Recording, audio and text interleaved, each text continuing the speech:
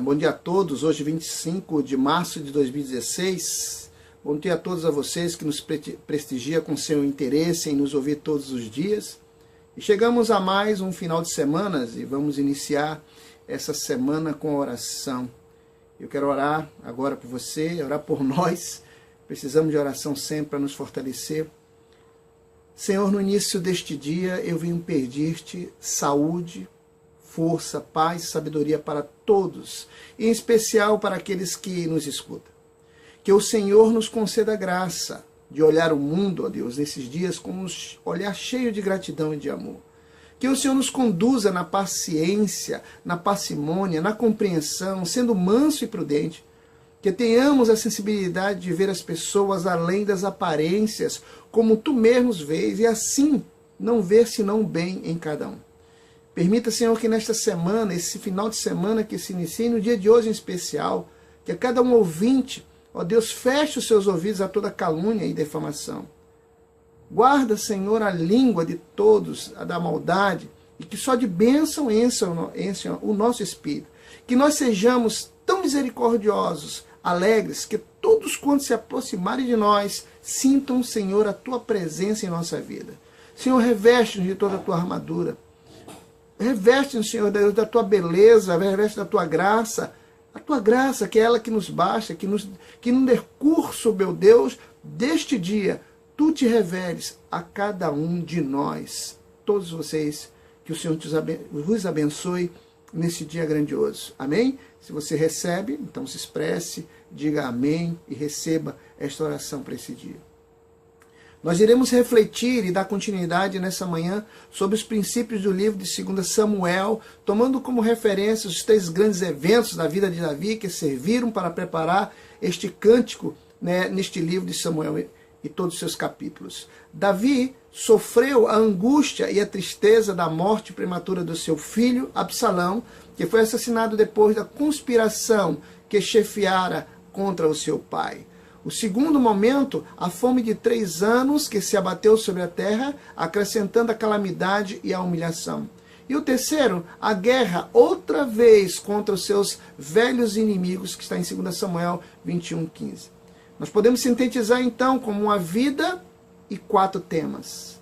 Davi resume a sua vida em 4 temas, 4 expressões entremeadas nesse salmo de louvor de 2 Samuel. Já vimos uma reflexão dos 2 temas anteriores, dia 23 e 24. O primeiro deles, quando surgem as dificuldades, Deus é o único refúgio. E o segundo, quando nossos dias são escuros, o Senhor é a nossa única luz. Hoje iremos fazer uma reflexão do terceiro tema, quando o nosso andar é fraco, o Senhor é a nossa única força. 2 Samuel 32-40.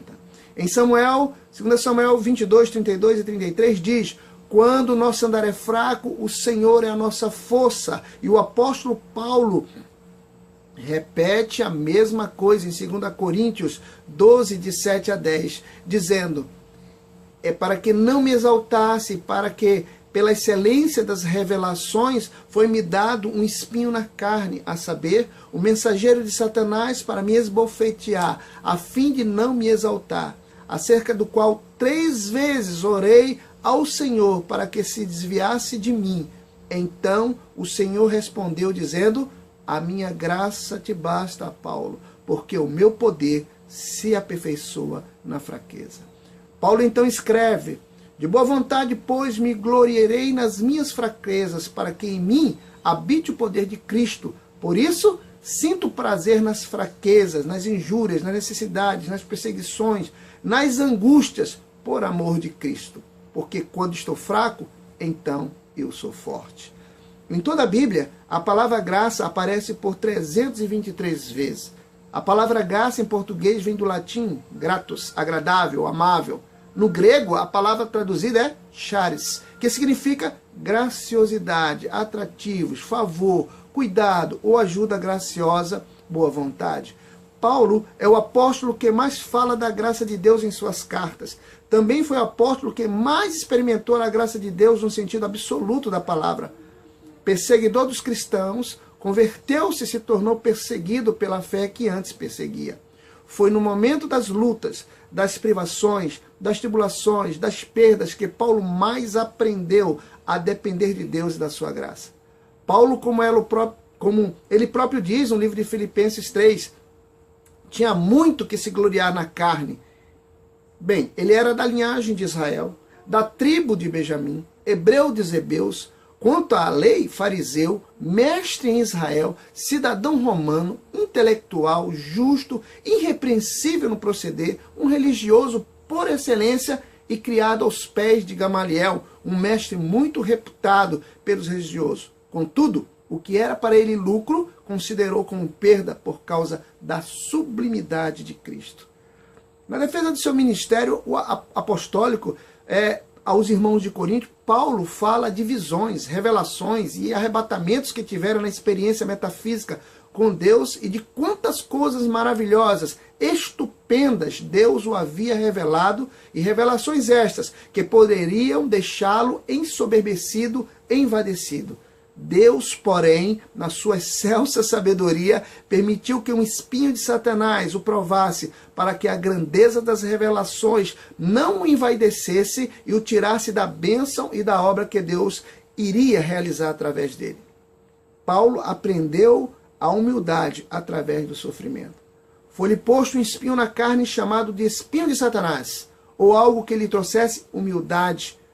Talvez porque houvesse uma propensão, por ele ser o homem que construiu ser, de soberba e altivez, como é comum a muitas pessoas que alcançam um determinado nível de reconhecimento.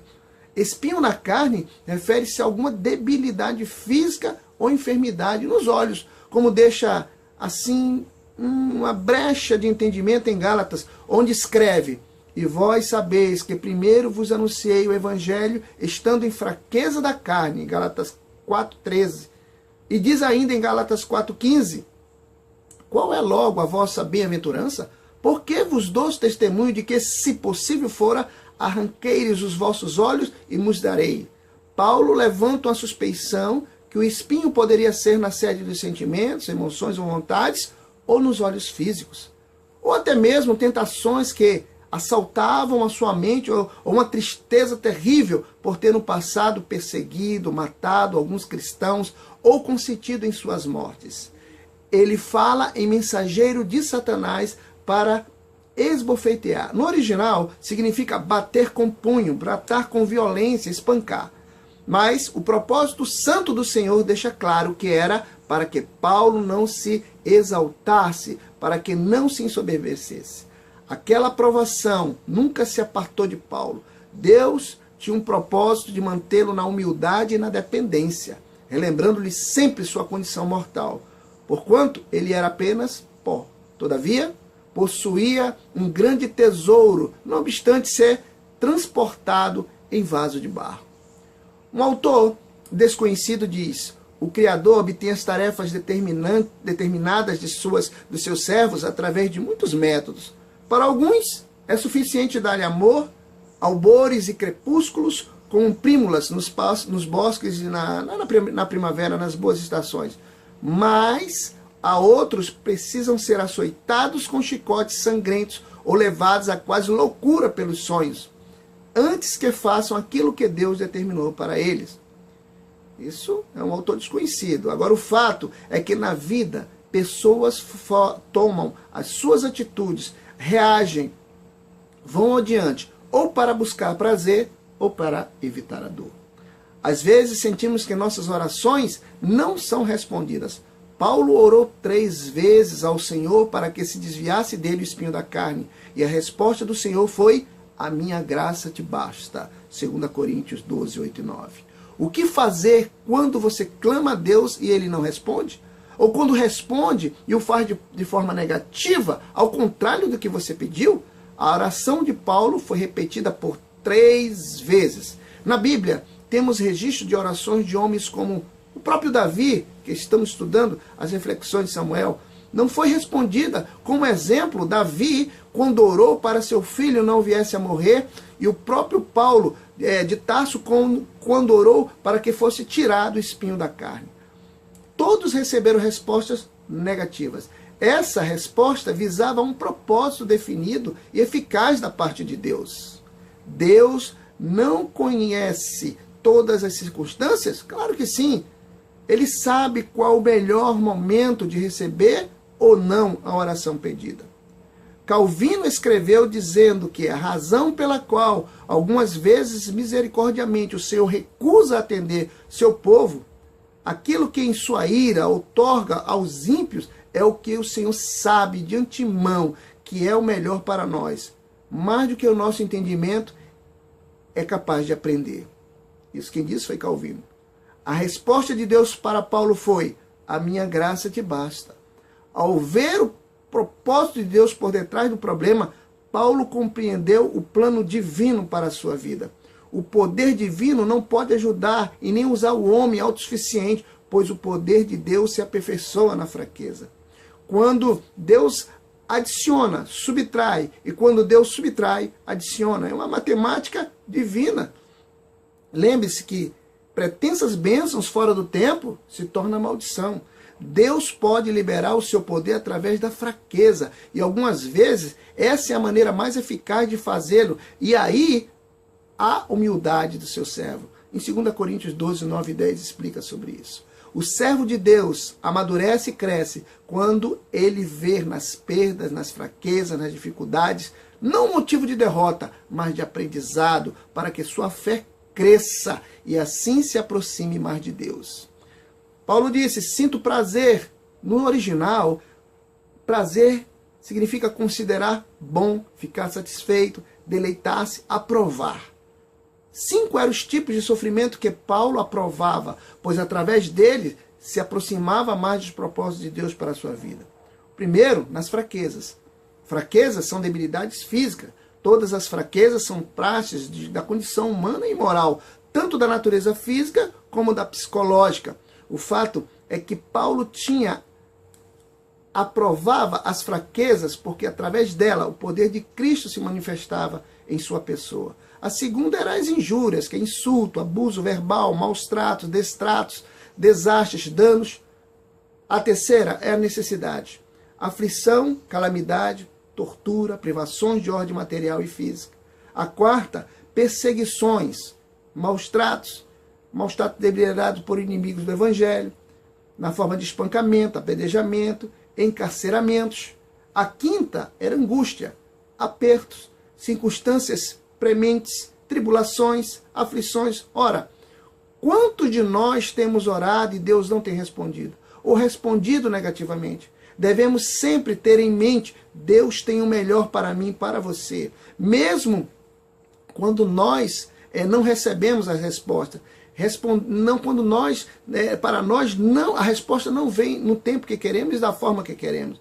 Devemos nos gloriar nas fraquezas, pois elas nos trazem grandes benefícios quando nós as entendemos. Esse é o segredo. O grande poder de Deus é aperfeiçoado em nossa absoluta fraqueza. Meu poder é melhor demonstrado quando você é fraco, diz o Senhor. Isso não é difícil na prática, é? Todavia, um princípio-chave na vida cristã é que Deus jamais é tão forte na sua obra como quando somos reconhecidamente fracos. Quando chegamos a uma rua sem saída, Ele toma as rédeas e mostra a sua força e o caminho a ser seguido. Finalmente eu pergunto: por quê? Quem é Deus senão o Senhor? E quem é o rochedo senão nosso Deus? Deus é minha fortaleza e minha força, e Ele perfeitamente desembaraça o meu caminho. Para essa semana, esse final de dia, pense nisso. Reflita sobre isso. Olha como é bom estar em sua companhia. Bom dia com o pastor Sérgio Dias.